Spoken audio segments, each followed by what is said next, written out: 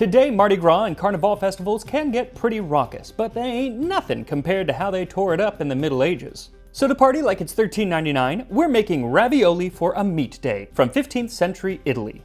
So thank you to my Patreon patrons for continuing to support this channel and for keeping me inspired with wonderful suggestions like medieval ravioli. This time on Tasting History.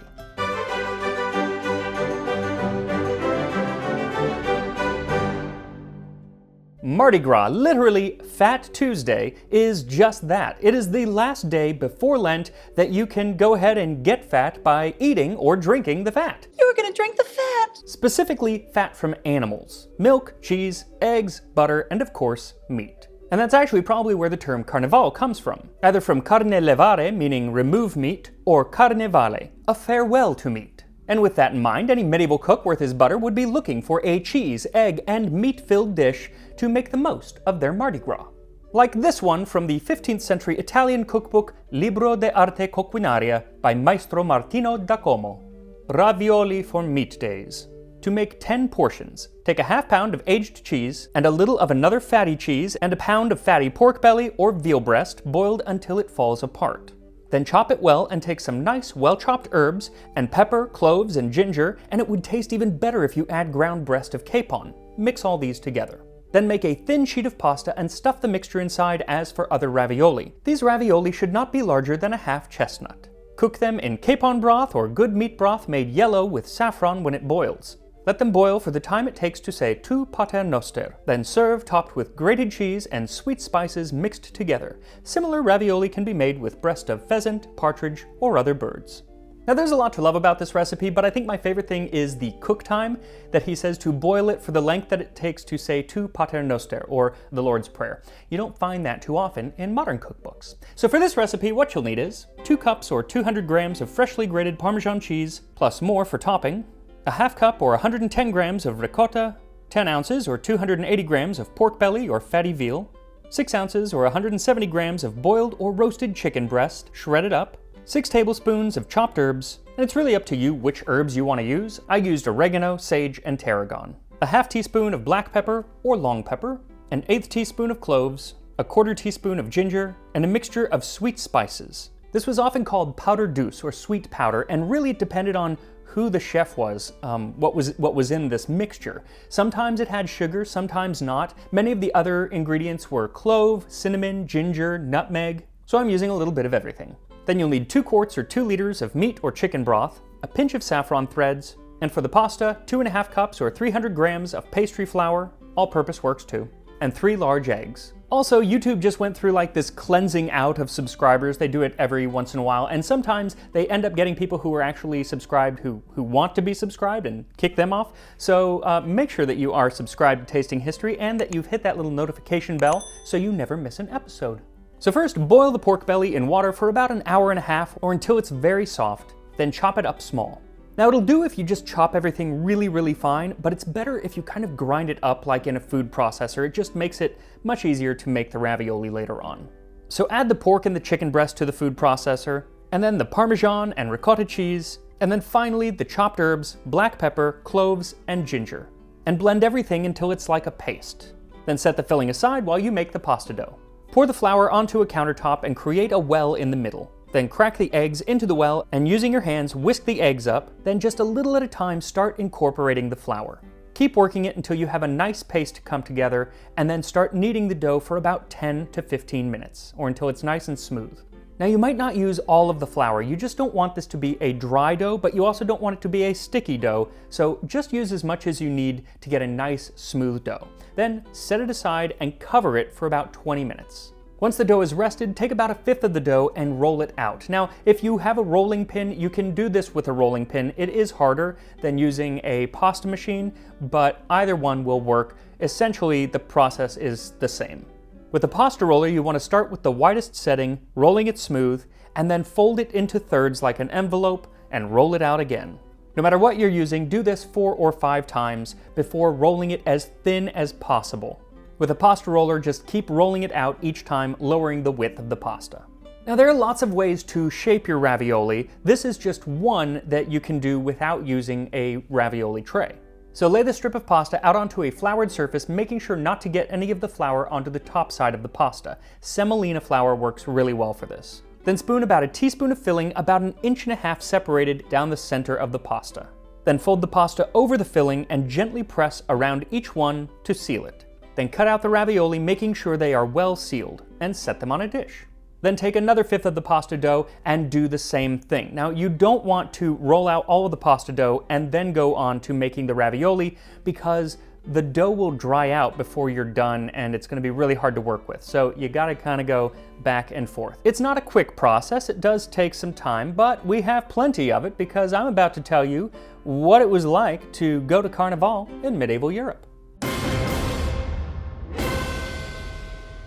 Now, the origin of Carnival is really up for debate. Some scholars believe that it grew out of the pagan festivals that happened to take place around the same time of year, but there is no concrete evidence for that. But in 743, at the Synod of Leptines, they took inventory of all the pagan practices that were still observed, and there were definitely some similarities between the old pagan practices and the medieval Carnival. They made special note of despurcabilus in februario, debauchery in February.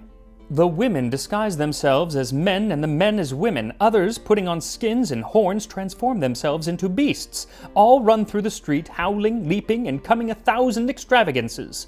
Sounds like a blast to me, and not that different from the later celebrations. Now, Carnival, or the weeks leading up to Ash Wednesday, did take different forms in different parts of Europe, but they all tended to be rather raucous and gluttonous. In England, it became known as Shrovetide, and on Shrove Tuesday, they celebrated by making pancakes in an effort to use up the last of the butter, eggs, and milk. Similarly, in Eastern Orthodox countries, they celebrated Maslenitsa, which has been celebrated since the 2nd century. They too made pancakes and ate lots of cheese while participating in sleigh rides and snowball fights. In many parts of Catholic Europe, Carnival was celebrated all the way from the end of Christmas until Lent. In France, it kicked off with the Feast of Fools, which was celebrated either on New Year's Day or Epiphany, which was January 6th, and it was the medieval version of Opposite Day. All of the rules of polite society were out the door that day. The poor would boss around the wealthy, everyone could mock the clergy, and you could do things in public that you usually would not do in public. And there was always a king of fools, sometimes dressed as the Pope himself. It was usually the lowliest person in town who was raised up and treated like royalty for that day, and he could basically tell everyone else what to do. In The Hunchback of Notre Dame, Quasimodo is given this dubious honor. Though I've always thought this was a bit anachronistic because it's supposed to take place in 1482, but in 1431 the Council of Basel had forbidden it to take place, and while it was probably still going on in certain places, I doubt it would have been right in front of Notre Dame. That said, who am I to, well, actually, Victor Hugo? Now, while it kicked off with the Feast of Fools, Carnival was a bit more subdued for the next couple months until it ramped up near the end, culminating in Fat Tuesday or Mardi Gras. Then the next day, Ash Wednesday, began the 40 or 46 days of Lent. There are actually 46 days, but they don't count Sundays, so often they say 40 days of Lent. This whole period was a catharsis where the general population could release their frustrations that they had pent up all year with feudalism, their lords, the church, and just being treated like a medieval peasant because they were medieval peasants. In a way, it was sort of like the Purge. Now, murder was not legal, but the festival did seem to encourage violence and drunkenness, lust, gluttony, the best of the 7 deadly sins. A blind eye was turned to them all on Mardi Gras, because you knew that you were going to spend the next 6 weeks atoning for whatever you did that day. But it wasn't a total free-for-all. Even though you could do pretty much whatever you wanted within reason, during Carnival, there were still set agendas and events scheduled. Carnival plays, for example. These were allegories that were put together to explain to people why they were behaving the way that they were behaving. They would often pit Carnival and Lent against each other in a sort of trial. And in one, Lent complains that Carnival has been encouraging people to commit adultery, perjury, and even murder. But Carnival comes back and says that Lent should actually be grateful because Carnival's existence is indispensable to Lent's existence. Without the depravity of Carnival, the temperance of Lent really means nothing. It's kind of like, without a Joker, there is no Batman. Now, sometimes these plays would include a mock battle between Carnival and Lent, most famously depicted by Pieter Bruegel. Carnival was usually a corpulent fellow fighting with a meat skewer against an emaciated man or woman wielding a fish and sporting the cross of ashes on their forehead. In one rather epic battle, Lent leads an army of onions, herring, and a whale, while Carnival is supported by cheese, venison flavored with pepper, and a flock of pheasants that have already been roasted. Now, often these trials or battles would end with kind of an ambiguous ending, like, oh, what's going to happen, even though everybody knows that the next day Lent wins. But in Hans Voigt's 15th century Ein Spiel von der Fastnacht, Lent is given the victory, at which point the everyman narrator, who has kind of been on Carnival's side the entire time, plays innocent. Dear sirs, our pranks continued long enough. The fool's fashion is not everyone's favorite. We wanted to frighten Carnival here. It seems instead we've stirred her up. Now, this play would have likely been performed in Nuremberg, which had one of the most unique Carnival celebrations. See, in 1469, the Burgermeister and City Council decided to quash some of the more uncouth activities. They forbid cross-dressing and mask-wearing, fireworks, and no one, especially not the wild men, shall run after people and force them to give money with cries, insults, and injury. For indeed, in the last Carnival, various people used light-headed, luxurious, immodest, impolite words and gestures in plays. Such behavior is, in the presence of honorable people and especially of maidens and women, sinful, annoying, and shameful. So the plays were gone, as were the wild men. Now, the wild men were basically the real-life embodiment of the medieval Green Man, who is a symbol of rebirth and can be found carved into buildings all throughout the world. But in Nuremberg at this time, they were not carvings, but real men who would dress as goats or horses or other figures associated with male fertility. They wore green leaves around their waist and carried a green branch in their hand. Then at Carnival, they would enter the city and abduct, presumably, a young woman and take her back to the forest. Now, these were not actual people that lived in the forest, they were people from the city who just behaved this way on Carnival. And it sort of reminds me of the ancient Roman holiday of Lupercalia, which included young men running around the city slapping women with goat skins. And I kind of wonder if maybe it's not a descendant. I don't know. But in 1469, in Nuremberg, they were done, along with all the other fun stuff that went along during Carnival, except we make exception for those who served the butchers and as protection for their usual Carnival dance. Butchers, you say? See, in 1348, the artisans of Nuremberg revolted, and the knife makers and butchers of the city did not participate. And so, as their reward, they were given the opportunity every year at Carnival to dance through the streets. They didn't revolt against the rulers of the city, and instead of giving them money or a raise of any kind, they let them dance. It's like the medieval version of the pizza party. But it was an honor, and every year the butchers and knife makers of the city would dress in silk and velvet. The knife makers would dance holding knives and swords, and the butchers held onto leather rings mimicking a string of sausage as they danced from the castle, over the Fleischbrück, and around the city.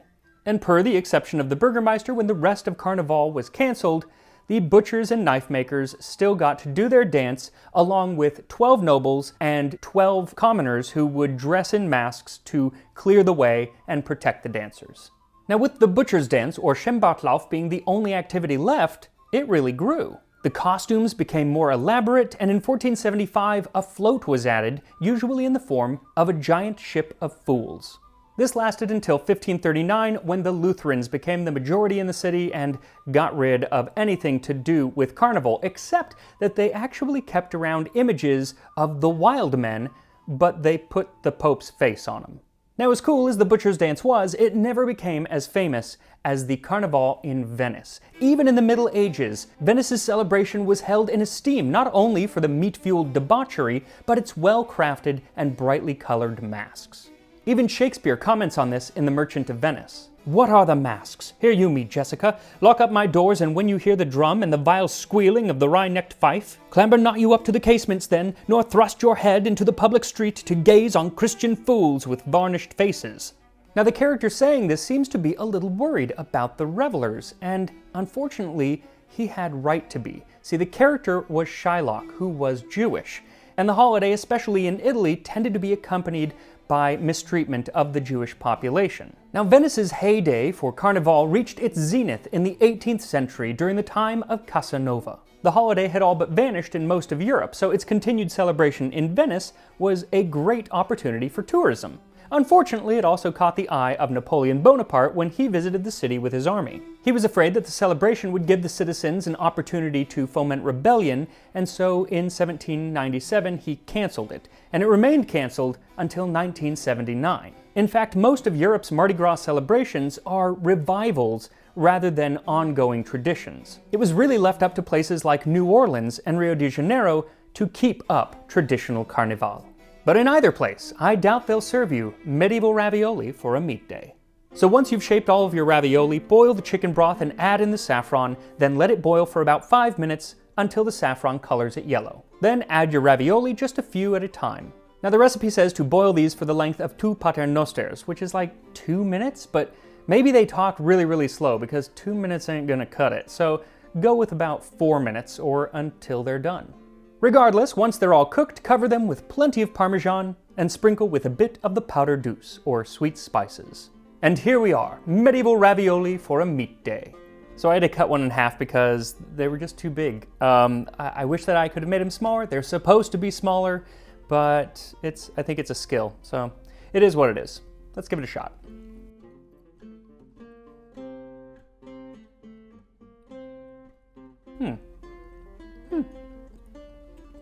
So there is a hint of that spice in there, but it's not overwhelming by any stretch of the imagination. I wouldn't think, oh, this is sugar and cinnamon and ginger. Not at all. That's great. What's weird is I don't taste the meat. I get a little bit of that meaty quality, but it's not meat, it is cheese. This is cheese and herb. Really, you could just take like an herb cheese and fill these. I think you're going to end up with something very similar. What does not come through at all is the saffron. You don't get any saffron flavor from boiling it. In the saffron, it's just going to help color them. So you could probably leave that out. Overall, the flavor is really great. What isn't is the texture. I think it's a little bit dry. I think maybe I'm just so used to having like a sauce on my pasta. Even if it was just a drizzle of olive oil or a light butter sauce, I think that would really help. But that's an easy change to make. So whether you make medieval ravioli or not, I hope you have a marvelous Mardi Gras and a crazy Carnival, and follow me on Instagram, Tasting History with Max Miller, and I will see you next time on Tasting History.